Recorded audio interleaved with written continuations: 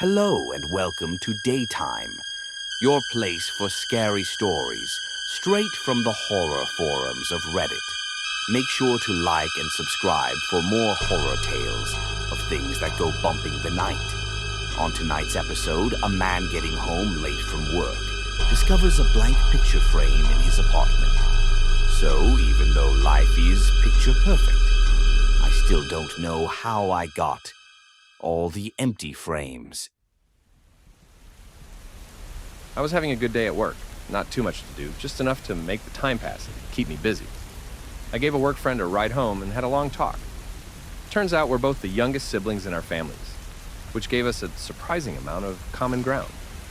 I got myself a chicken salad and drove home. I walked up the stairs to my apartment, and I opened the front door, and right there on the wall with all the smiling pictures of my friends and family was a blank picture frame.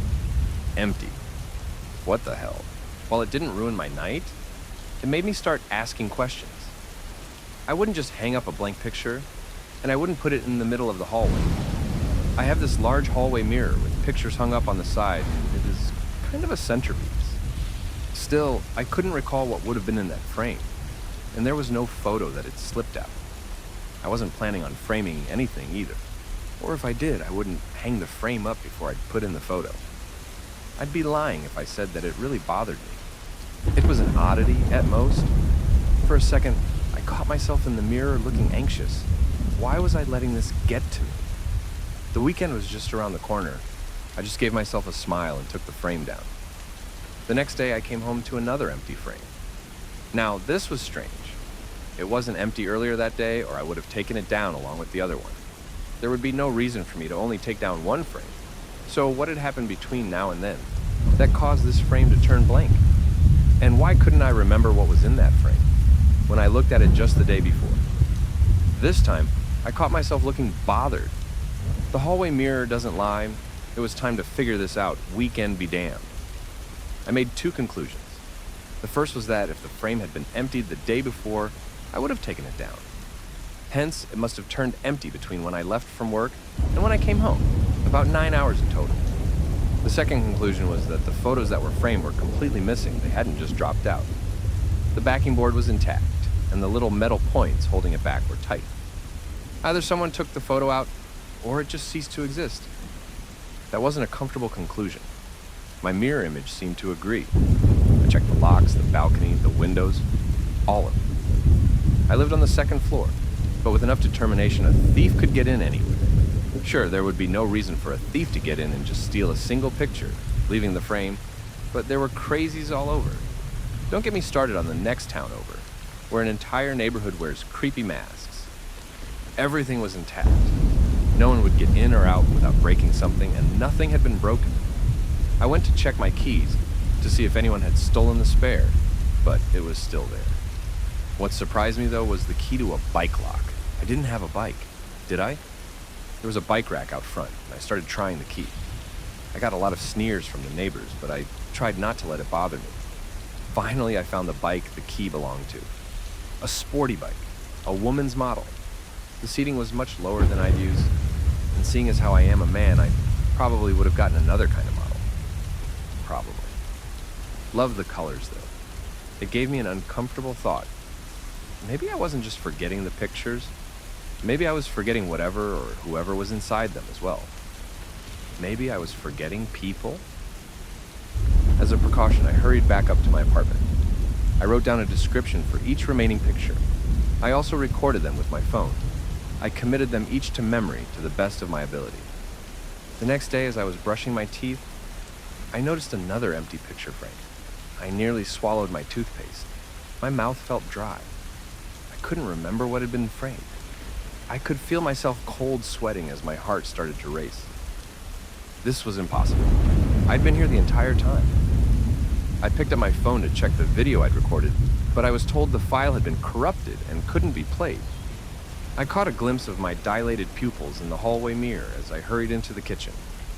The note with all my descriptions had been torn to pieces. With shaking hands, I gathered every piece and tried to puzzle them back together. They were no bigger than the nail on my pinky finger. I must have been at it for hours. I'd gotten about halfway when I realized there were several missing pieces. They were probably the description for the photo in the now empty frame, I concluded. I was not just forgetting things, they were actively being removed. It was a disturbing thought. How do you make someone forget something or someone?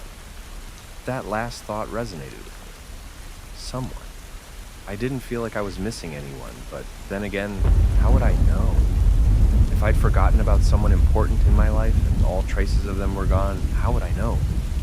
This gave me an idea. In some places, a lack of things can be just as telling as having something. I went through my entire apartment, step by step, and noticed a few inconsistencies. There was an empty drawer in my bedroom. I wouldn't just let one drawer overflow and another remain empty. I would have spread things out. Someone had probably been using this drawer until recently. There were several empty folders on my computer. I may not be the brightest PC user, but I don't create empty folders for no reason, especially not in the image and movie default folders. There were entire shelves that were suspiciously empty in both my fridge and freezer. Again, why wouldn't I just spread things out? It felt like I was watching a mind-twisting game of Jenga, only the pieces that were picked out were parts of my life. As I took a shower to clear my head, I noticed two more things. One, there was a pale patch of skin on my right shoulder, with strange contours. There had probably been a tattoo there. Two, there was a mark on my left ring finger. So, until just recently, I'd worn an engagement ring. I sent a few messages to friends and family and checked my social media. There was no indications of any kind that I had been engaged. I got a few responses from confused friends.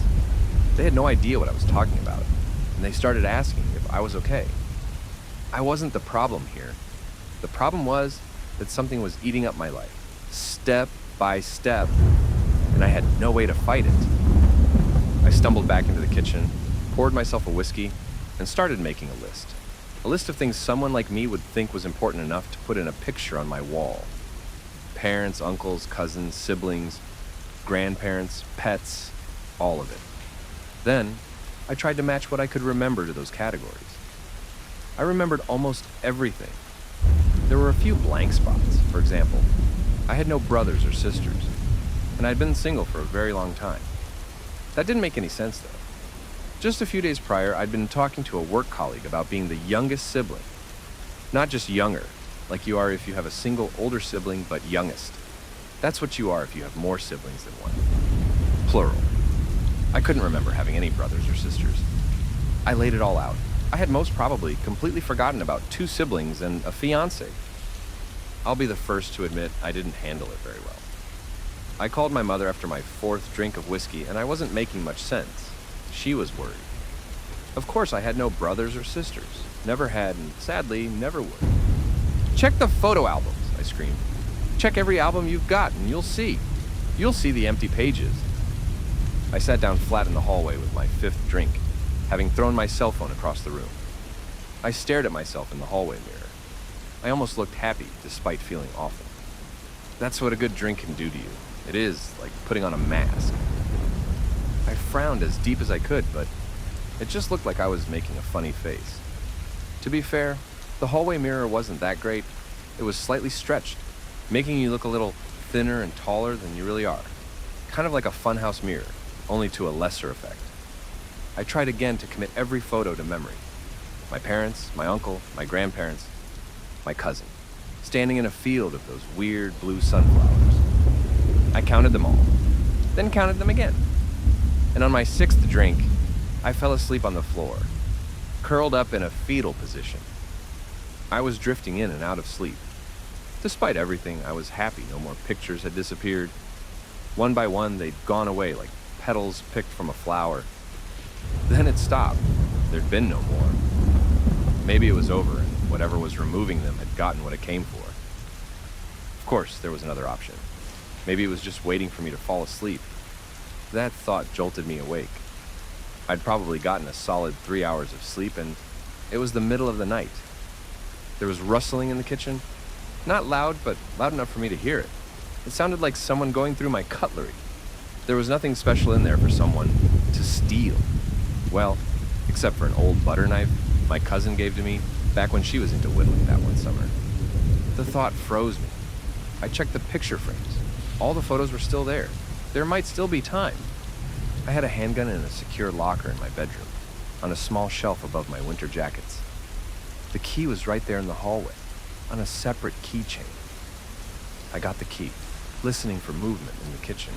I could hear the rustling stop and the kitchen drawer being set back in place.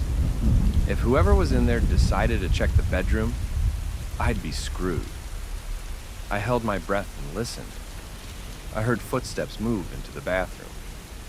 Of course, there was a cologne I'd gotten as a birthday gift last year. That was also from my cousin. But I could still remember her, so it wasn't too late. I opened the locker, loaded a clip, and turned the safety off. I stepped into the hallway, held the gun up high, and looked into the bathroom. I could hear someone looking for something just around the corner, next to the bathtub. But all I could see was the edge of a pair of jeans and a black t-shirt, and I had to act. "Stop!" I yelled. "Step out! Slowly!" The rustling stopped. "Hello!" The voice was dark and muddled, as if spoken underwater. It was distant, but near, and it echoed.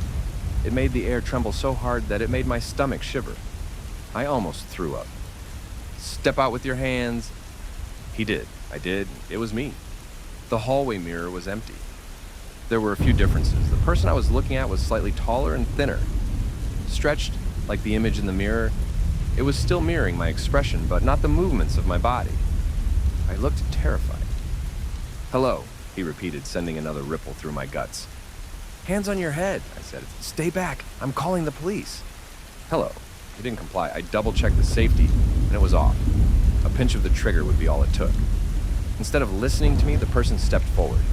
I pulled the trigger. I shouldn't have done that. The bullet made a hole in his left shoulder. It went clean through. A few drops of blood escaped him, but evaporated against the floor in puffs of black smoke. The person had been keeping up an act, and now it felt threatened. In an instant, it turned into something else. The face twisted and turned. The jaw unhinged, and the tongue stuck straight up in the air like the rattle of a snake. Limbs grew longer and turned soft. A third arm grew from the stomach, tearing away the black t-shirt. Hands grew longer, fingers ending in bird-like talons. There was no way I would stand my ground against this walking nightmare. My instincts were battling each other. One side asking me to shut down and stay dead, the other telling me to run. There was no fighting to be done, only ways to flee. I took off running. It was nothing but luck that I remembered my trigger discipline. I started running down the flight of stairs. A neighbor was yelling, calling the police. Someone opened a door. I can't remember what happened to them or who they were. A scream I can't remember, silenced. Something the size of a football, being torn free from a torso. I got out into the cool night air. I was barefoot. For a second, I almost convinced myself it wasn't really happening.